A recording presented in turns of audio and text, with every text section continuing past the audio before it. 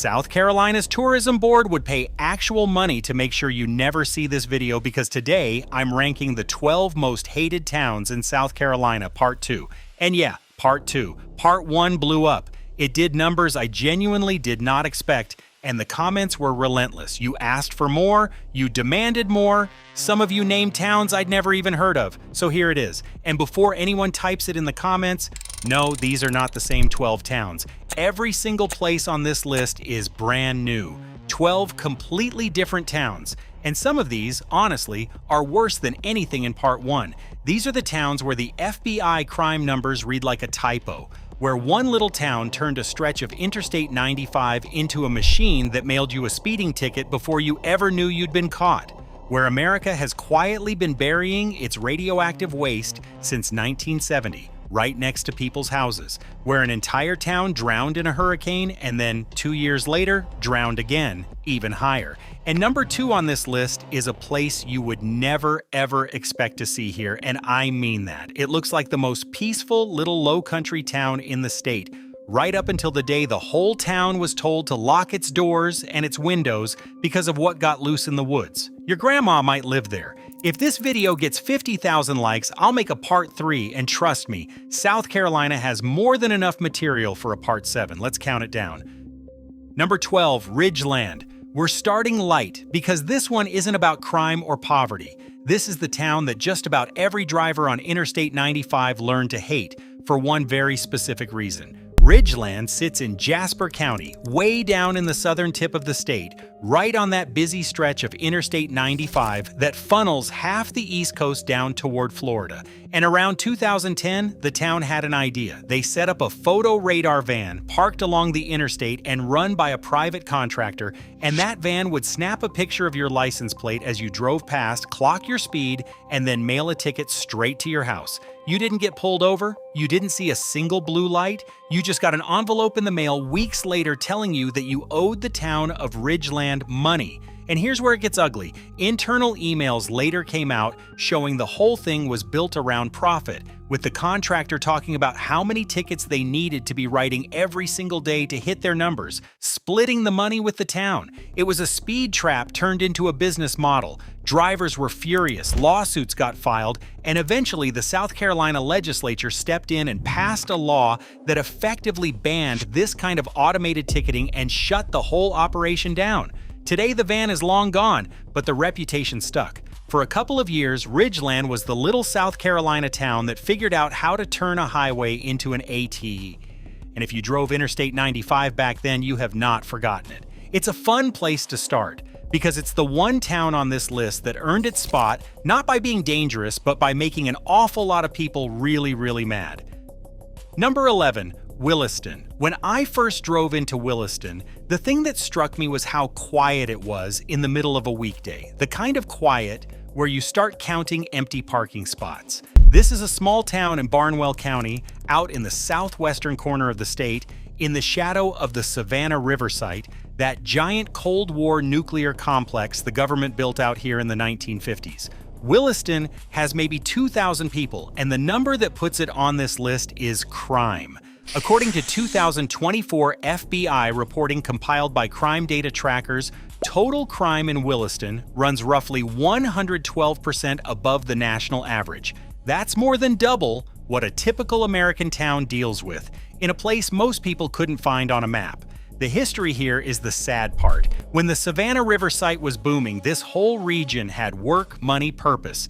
Then the Cold War ended, the plant scaled down, and the surrounding towns just slowly deflated. Williston is one of them. It's been shrinking for years, storefronts thinning out, young people leaving for Aiken or Augusta. It's not a violent, terrifying place the way some towns further up this list are. It's more of a slow fade, a town that peaked when the atom bomb economy peaked and never found a second act. The nearest real hospital and real job market are a half hour away in Aiken, and for a lot of folks here, that half hour may as well be a state line. Williston isn't the scariest town you'll see today. It's the one that quietly ran out of gas, and it only gets darker from here. Number 10, Manning. Get off Interstate 95 in Clarendon County and you will find Manning, the county seat, a town most people only experience as a gas stop between New York and Florida.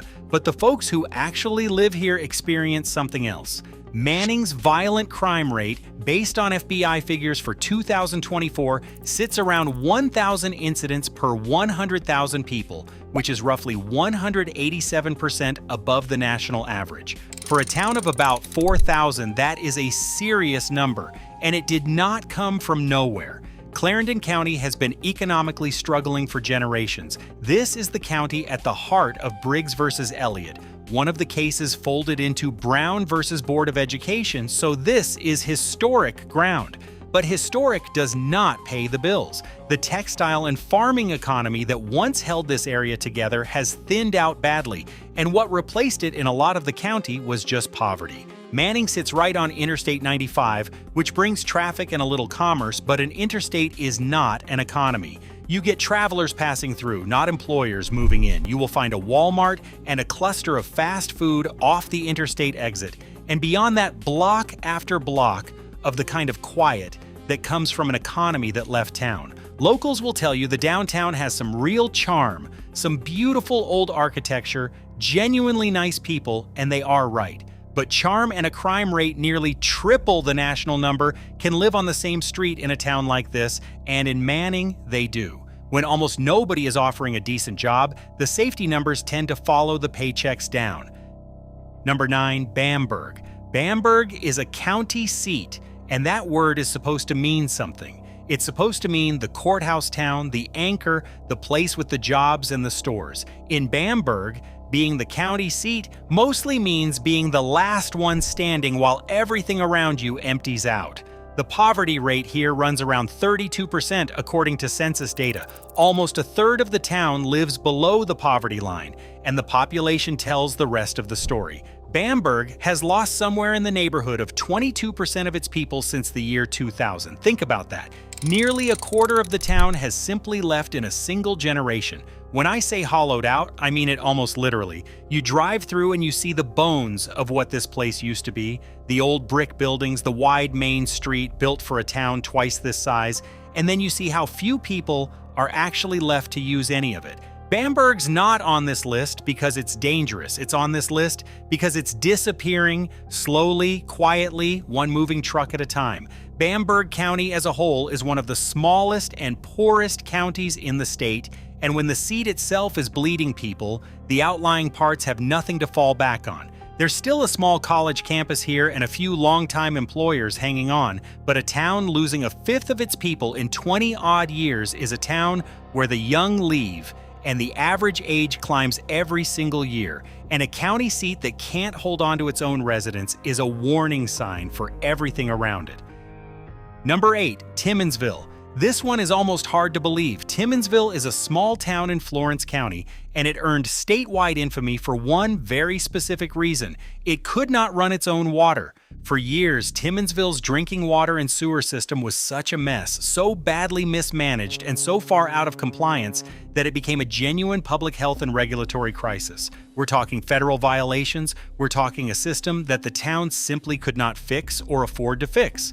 And so something pretty remarkable happened. The neighboring city of Florence stepped in and took the whole water and sewer system over. The EPA approved that transfer back in 2013. Now let me be precise here, because this detail gets mangled online all the time. The state did not seize the town government. Nobody took over Timmonsville's finances or its town hall. This was specifically about the water and sewer utility, a system that had failed financially and failed on regulation, handed off to a bigger, competent neighbor so that people could safely turn on their taps. But think about what that says. Your town's most basic job, the very first thing a town is supposed to do, is deliver clean water. Timmonsville couldn't and had to give that job to the next city over. Under the settlement, Florence poured millions into fixing pipes and treatment that had been neglected for years, work the little town of a couple thousand could never have paid for on its own. That is the kind of thing that follows a town's name around for decades, and in Timmonsville, it has. When the story of your town is that the next city over had to take over your water, people remember. If you're learning stuff about South Carolina that you never expected, hit that subscribe button and trust me, this list is only getting wilder from here. Number 7, McCall. Up in Marlborough County, hard against the North Carolina line, sits McCall, and McCall is a monument to what happens when the industry that built a town dies and nothing comes to replace it. This was a mill town. Cotton mills built McCall, employed McCall, defined McCall. Those mills are long, long gone, and what they left behind is one of the poorest communities in one of the poorest counties in the entire state. The poverty rate in McCall runs around 42% according to census figures. Let that land. More than 4 out of every 10 people here live below the poverty line. The median household income sits somewhere around $26,600 a year. Not per person, per household. That is a number you have to read twice, because it's less than half of what a typical American household brings in. Marlborough County as a whole consistently ranks near the very bottom of South Carolina for income and health outcomes, and McCall is one of the towns dragging that average down. To put that income in perspective, $26,600 a year is a number a single Social Security check plus a part-time job could clear in a lot of the country, and here it's what a whole household lives on. The mills gave this place a reason to exist, and when they closed, they didn't just take the jobs, they took the future. What's left is a town of a couple thousand people trying to hold on with almost nothing underneath them in a county that consistently posts some of the worst health and life expectancy numbers in South Carolina. Number 6, Mullins. Mullins used to be a big deal. I want you to understand that before we get into the numbers, because the fall is the whole story. Sitting in Marion County, deep in the Pee Dee region, Mullins was once the biggest bright leaf tobacco auction market in South Carolina. This was a boomtown. Farmers hauled their tobacco here from all over, the warehouses were packed, the auctioneers ran nonstop, and money moved through this town like water. There's a South Carolina Tobacco Museum here now, which tells you everything because you only build a museum for something that's already dead. And what killed it has a date. In 2004, the federal government passed the tobacco buyout, ending the old quota system that had propped up growers for decades. For a town whose entire identity and economy was tobacco auctions, that was the end. The market collapsed. The warehouses went quiet. Today, the poverty rate in Mullins sits around 38%, and the population is down roughly 23% from its peak. And like a lot of the rural Pee Dee, this whole region has been hit hard by the opioid crisis on top of the economic collapse. A regional wound, not just a Mullins one. But Mullins is where you can see the before and after most clearly. The old warehouses that once roared with auctioneers now sit empty or torn down, and the downtown that grew fat on tobacco money is a row of storefronts looking for tenants. It was one of the richest little agricultural towns in the state, and the stroke of a federal pen in 2004 turned it into one of the emptiest. That's the cruel thing about a one-crop town. When the crop goes, there's no plan B because the whole place was the plan. Number 5, Estill. Now we start getting into the truly strange and the truly bleak at the same time. Estill is a town of maybe 2,800 people in Hampton County, and here's the fact that defines it. The biggest employer in town is a federal prison. FCI Estill, a federal correctional institution, was the economic engine, the thing that kept the lights on. And in April of 2020, an EF4 tornado, one of the most violent tornadoes the state has seen in years, tore directly through that prison and destroyed it. We're talking catastrophic damage, roofs ripped off, entire housing units wrecked. The situation got so bad that the Bureau of Prisons had to ship inmates out of the facility, some of them clear out of state, while the place sat broken. So picture that. The single biggest employer in your already poor town gets flattened by a tornado, and overnight a chunk of the local economy is just gone, along with the people it held. Estill also carries a grimmer statistic. It has one of the highest per capita murder rates in the entire state. Now, I want to be honest about that because the population is so tiny that the rate swings wildly from year to year. One tragedy in a town this small sends the per capita number through the roof. So I'm not going to hang a single scary number on it, I'll just say it plainly. In a town this poor, this small, and this battered, the violence is real, and it's one of the most snake-bit places in South Carolina. A year after the tornado, reporting showed inmates were still living in wrecked, half-repaired conditions, which tells you how long the shadow of that storm hung over Estill.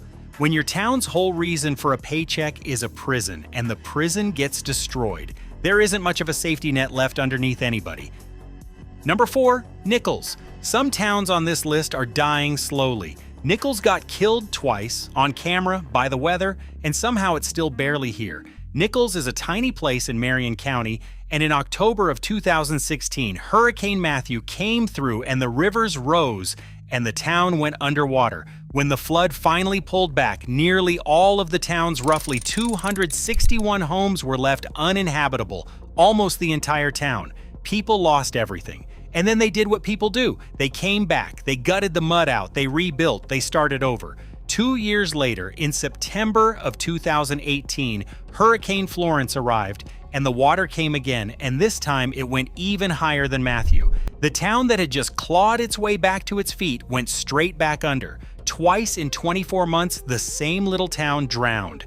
After that, a lot of people simply did not come back. Why would you? You can only rebuild the same house out of the same floodplain so many times before the message sinks in. Today, the population of Nichols hovers somewhere around 400 people, a shadow of what it was, a lot of empty lots where houses used to stand. Nichols sits at the confluence of the Lumber and Little PD rivers, which is a beautiful thing to say and a terrifying place to build a town, because when those rivers come up, Nichols is the bowl they fill. Recovery money came slowly, insurance didn't cover nearly enough, and for a lot of families, the math just stopped working. It's one of the clearest, saddest examples in the whole state of a town that geography and climate simply decided to erase one flood at a time. Number 3, Barnwell. Yes, Barnwell County came up earlier, but this time it's the town of Barnwell itself, and this time it is not about crime statistics. It's about what's buried in the ground. Barnwell is the town where America stores its radioactive waste. Just outside of town sits the Chem Nuclear Disposal Site, now operated by a company called Energy Solutions, and it is one of only a small handful of low-level radioactive waste disposal facilities in the entire country.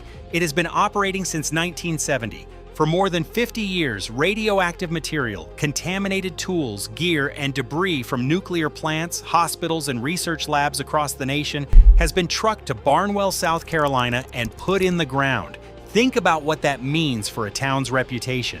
When people in other states need to make their nuclear waste disappear, this is one of the few places on the map where it legally can. For decades, a huge slice of the country sent its most unwanted material here. The site is regulated, it's monitored by state environmental officials, and the operators will tell you it's safe. But there is no marketing department on Earth that can make being the nation's radioactive dumping ground sound appealing.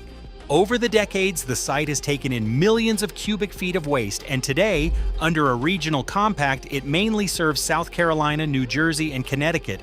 But the legacy of what came before is already in the ground for good. Barnwell has spent half a century as the place America buries the stuff nobody else will touch, and that is a very hard thing for any town to shake. You can have the friendliest main street in the state, but when your county's most famous export is a hole full of radioactive material, that's the reputation that travels. Number 2, Yemassee. I told you at the start there was a town here you would never ever expect, and this is it. Yemassee is a small, quiet, genuinely charming little town straddling the line between Beaufort and Hampton counties in the Lowcountry. It's the kind of place with old live oaks and Spanish moss where nothing is supposed to happen. And then came November of 2024. Just outside Yemassee sits a facility called Alpha Genesis, a research lab that keeps primates. And one day, 43 rhesus macaque monkeys got loose. 43 research monkeys out of the enclosures into the woods around town. This was not a local rumor. This made national news, international news, and the local police did something you almost never read in a real press release. They warned residents to keep their doors and their windows locked because there were dozens of escaped lab monkeys running around the neighborhood. An entire South Carolina town told to lock up because of the monkeys. The company admitted the animals had gotten out after a door was left unsecured, and for weeks people around Yemassee were spotting them in the trees and backyards while crews tried to coax them home with food. Now, the good news, and this matters, is that it ended safely. There was a slow, careful recovery operation, and by late January of 2025, all 43 monkeys had been recovered. Nobody was hurt. But for a few surreal months, this peaceful little Lowcountry town became the place where the monkeys got out, and that is exactly why it lands at number 2. It is the last town in South Carolina you'd ever expect to see on a most hated list, which is precisely what makes it unforgettable. Number 1, Pageland. And here we are, the worst on the entire list, and here's the twist that makes it land the way it does. It comes wrapped in the friendliest, most wholesome package you could possibly imagine. Pageland sits up in Chesterfield County near the North Carolina line, and it proudly calls itself the watermelon capital of the world.